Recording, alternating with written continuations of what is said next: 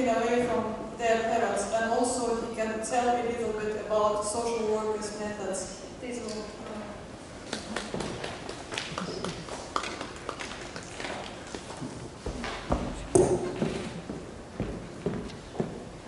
Okay, I just have to change the screen a little bit.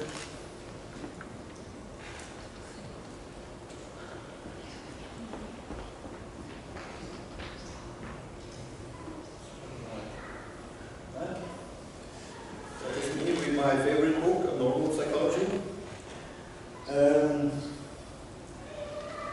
So, my talk here is about what really happened to these children that have their human rights violated. Because this is traumatic. When you take a child away from his family, that's the worst thing you can do to a child. And that has to do with biology. Children react on an automatic pilot. A small baby, a mother leaving, he will start crawling after if he can. So, my name is Ulf Hardal. I live in Bergen, Norway, same city as Reikerås. I am not a psychologist, but because I don't do therapy, but I have studied psychology for almost 20 years and exposed psychologists and childcare workers for the last 15. They're not happy about me. My core interests are abnormal psychology, like I have shown here on the book here, and especially narcissism and psychopathy, but also developmental psychology and social psychology. This has brought me in contact with the children exposed to trauma from such parents, and from there to other children exposed to traumatization, like children removed from parents by the Norwegian barnevern. Today I will tell you a little about what happens to children who experience the trauma of removal from their parents. What you see here is the worst case scenario. This is a normal 3-year-old. This is a not so normal 3-year-old brain. This is fMRI scanning the brain. Extreme traumatization of a child. This was a 3-year-old. Severe environmental sensory deprivation. That means lack of contact and touch from parents, as we saw in the tragedy of Romanian orphanages. Lack of stimuli and traumatization makes the development focus on survival instead of growth. Stress makes the nerve cell die. So how can this happen? Perceived stress is the answer. The child's biology needs has not been met, and as we know, the children adapts to its surroundings. The brain develops what it needs for survival. If it does not need empathy, it doesn't develop empathy. And that's how you make psychopaths. And empathy is developed in the interaction with a caring parent, not a barnevern institution or a foster parent that's paid for doing so. And this stress on the body and the mind has to do with stress hormones. Let's take a closer look at how this works. This is the hormone system. It's a simplified picture, but it gives us what we need. Up here we have hypothalamus. That one is a control center where all information from body and brain come, and then that part decides what to do. If we are threatened, we react. That part of the brain tells this gland to start production of stress hormones. Stress hormones activate us. We get angry from them.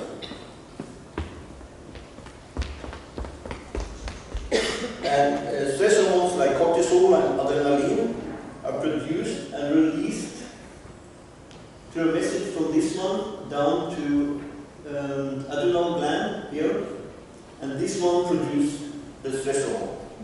This system is important for our everyday function. We can't function without it. Trauma and chronic stress disrupt this system. And the younger the child, the more severe is the disruption. And chronic traumatization is the worst, because it prevents the system to fall back to normal levels after a stress incident. That's why even a low but chronic stress situation can inflict damage to children. They don't have the necessary brain structure to deal with that kind of stress, because that is structures developing at that age. The result can be psychological disorders, and this is what we see in foster children in Norway, where 51% has one or more psychological disorders, even after many years in foster care.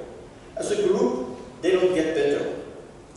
And the most traumatic and stressful thing a child can experience is being removed from his parents. Even child care admit that's the most stressing. And this is where these HPA axis come into play.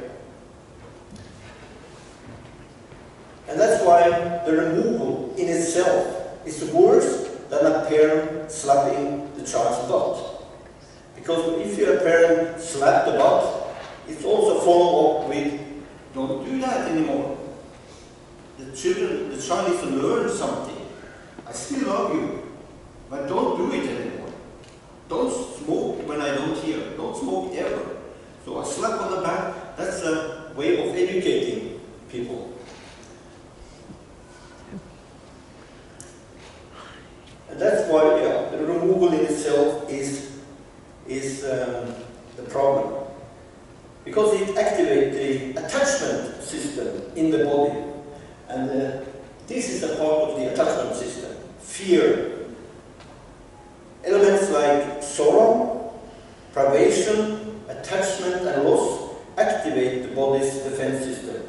This is this axis here. Two centers in the brain are important in stress handling. Hippocampus, that we see here, and amygdala, that I should show you. This hippocampus works alongside the amygdala and keep track of memories, like a librarian. In a potentially traumatic situation, however, the hippocampus is not as effective and does not function at its best. It can be overwhelmed and log things in the wrong places with incorrect information, which is why a memory of a traumatic experience can feel as though it's happening again by way of intrusive thoughts, flashbacks, and other re-experiencing symptoms. When high concentration of stress hormones becomes chronic, nerve cells in this part start to break down. They are no longer receptive to neurotransmitters, that's a substance transporting messages between nerve cells. So the system shuts down. A little bit like diabetes 1, where production of insulin are so reduced that the cells are not able to process sugar. The other element in the brain is this one. And you can see that this one and that one are tightly connected.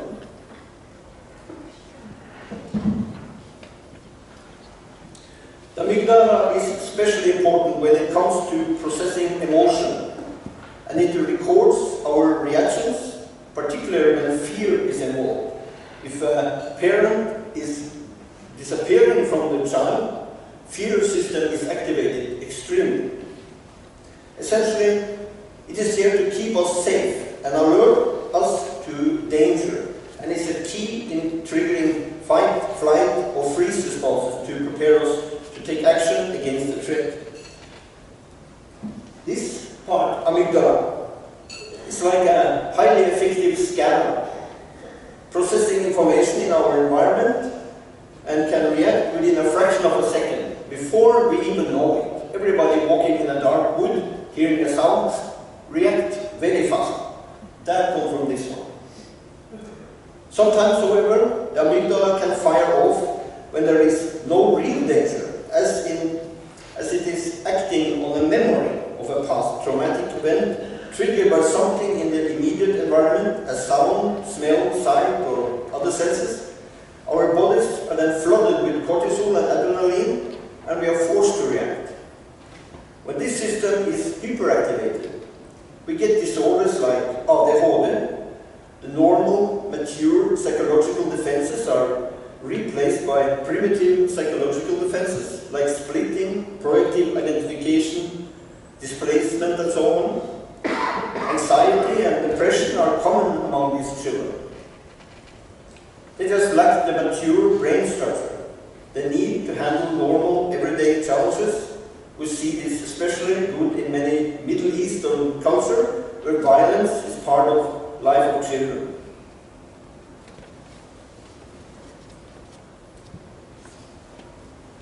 Here you see the two systems together. This is hippocampus, and that is amygdala. So they are very central, they stay in the middle of one of each part of the brain. And just to show you the severity of when important brain structures do not evolve, here is the psychopathic brain, where prefrontal cortex, this part here, that's the front of the brain. So you see the brain scan like from this side. And this is the image when the person sees something scary. Here, the whole brain reacts. The vision center in the behind is strong. What is this? What is this? But here, the psychopath, the frontal part of the brain that makes our decision every day, doesn't react at all. You see something scary? Okay. No activation of the HPA axis. So, how does this link to children in the barnevern system? Well, research on foster children tells a story. Research from NTNU, the Norwegian Technical Scientific University, from 2015 showed that 76% of children living in barnevern institutions have serious psychiatric diagnosis. Only 5 to 10 in the overall population. All these disorders are based on attachment disorders originating from grief, loss, and attachment to parents. In another report, Niebuhr report, I think Marius showed that one. 702 children died, as he showed you. And the last number I heard was 136 every year. Remember Breivik case, the man who killed a lot of people in Norway a couple of years ago? That was 77 people, and there was a huge sorrow in the country. Here we have 130 people, children every year dying in this system. Nobody saying nothing. And research presented at the University of Bergen this year showed that 51% of Norwegian foster children has one or more psychiatric diagnoses, even many years after they come into the system.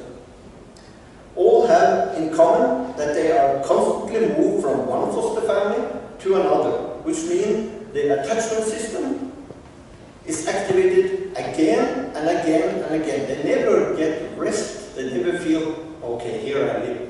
Oh, next year again. Oh, where do I belong? You see, this is stress system. And Mr. Eikerås talk about police catching 7-year-old. Here are two brave policemen putting a 13-year-old on the ground. He didn't want to stay where child care wanted him to stay, so they bring him back. That's how they operate. And this looked like what the Norwegian government did 100 years ago to the Romanis in Norway. That is cleansing. Simple. So this knowledge led to the change. Oh, maybe I've got something there. A psychologist, Bowlby, noted psychologist from England, he showed that in the 50s, through research on children in London during the Second World War, many children were sent to the countryside because they think it's better for them to stay there. and not in the bombing rain from Hitler. But it turned out that the children who managed best were those who stayed with their parents in the bombing. Loss of parents was thus more harmful than to remain in the bombing. That's how a good picture on how important attachment is. And that knowledge led to the change that children were hospitalized. They were now allowed to have parents present. Before, they felt parents was annoying because the children was so happy and upgoing.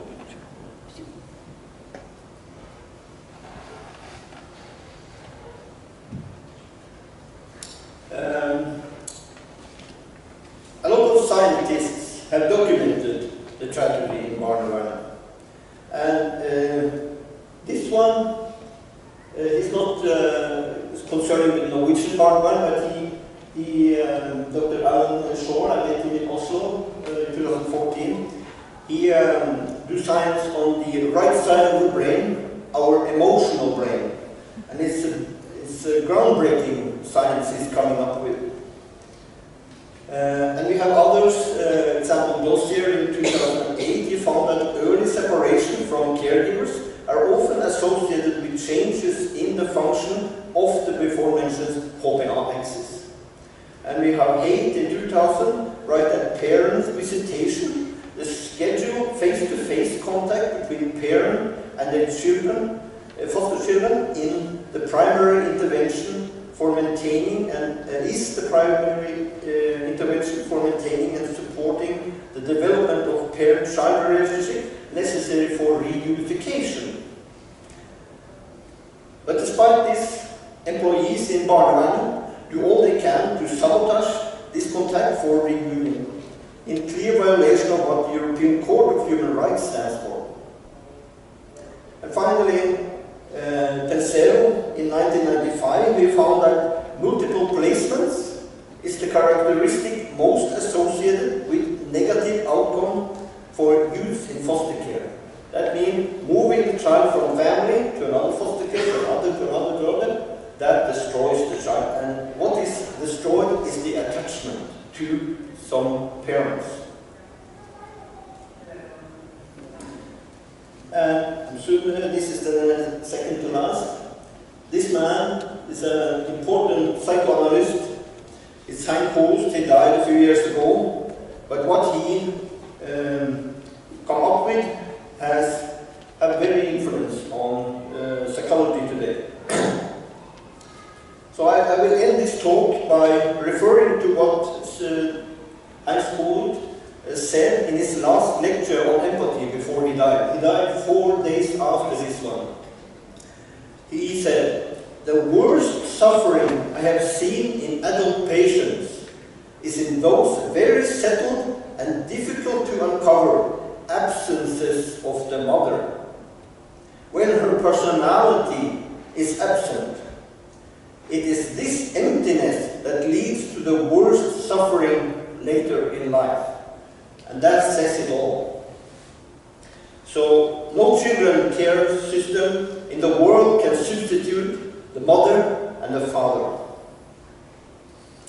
So, as you see, the traumatization of children that we see in the Norwegian childcare system does not only break their human rights, it also takes away their possibility of a healthy life. And as Mr. Reikelos told us, the judge, Bertelsen, he was under extreme pressure. He was an adult, and under extreme pressure. I have seen how other judges in the same court that he worked bully him. You could see it on many occasions. And I know some of these lawyers, and believe me, they know judges, and believe me, they shouldn't be there.